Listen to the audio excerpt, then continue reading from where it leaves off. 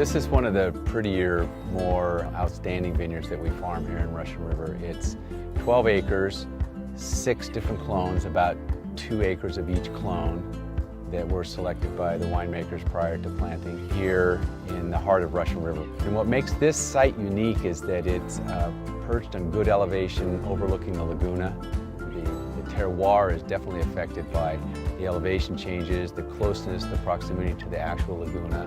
The airflow is different. We don't have a very cold spot, a very hot spot, but we have differences of a few degrees from the top section down to the lower section.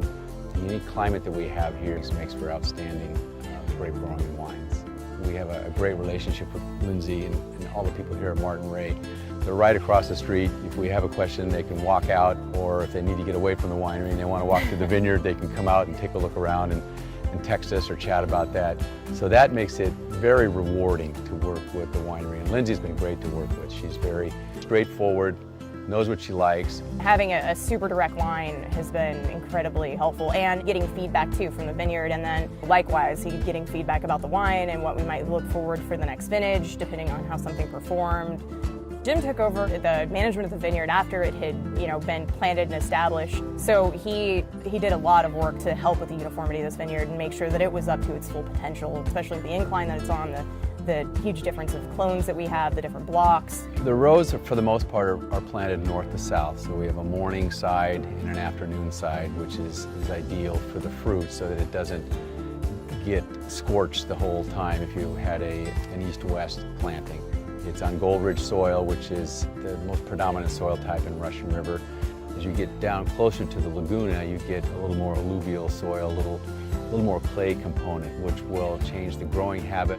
We now have good tonnage, but not a lot of fruit off of each vine, so small clusters, small berries, and then you throw that in with the uniqueness of the vineyard and the terroir, you get really a dynamic vineyard. Clones were selected as the palette that the winemaker uses. And then we have the Water Tower block, which is Mount Eden clone 37. A 37 would be considered a heritage clone. It's been around forever, the Mount Eden clone that was selected ages ago for wine quality characteristics that are superb and really stalwart in the blend of a wine. The estate, the heritage clone we put at the winery in the estate block, because that is the showpiece. Across the street at the Laguna block, the vines were planted mostly to see what fit. And it's worked out quite well. Higher elevation up on top of the 943, 115, and 667, and the 777 and the 828, which can both be tonnage-wise a little more prolific, we put in the lower section.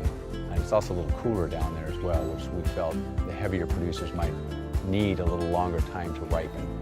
Well, the stuff that we have planted here is 667 and 777 are both a little more like fruit-driven and robust, so they complement it nicely. The 115 lays down a real solid foundation, but it's a little bit more leathery and tannic than the other. The 943 is actually the one I've been the most excited about. It's our smallest piece, but it's super concentrated flavor, and it's really, really pretty.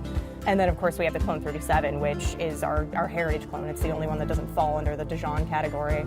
That is also an extremely different clone than everybody else. A lot of people, it depends on the winemaker, and I think it depends on the grapes they've worked with, whether or not they consider clone 37 a standalone or they see it as a blender. But for us, it's great because it is so different from the other clones. It represents what Martin Ray was back when it got started. I have kind of a love-hate relationship with Pinot. I love it because it's challenging. I hate it because it's challenging. It's so fickle. Every decision that you make can make such a huge impact on where it goes. From every last barrel that we, choose going down, the total percentage of new oak, every time we touch it, to be so much more careful. There's always, the question of filtration and how the wine's going to respond to it. Or with Pinot, you never know how it's going to turn out.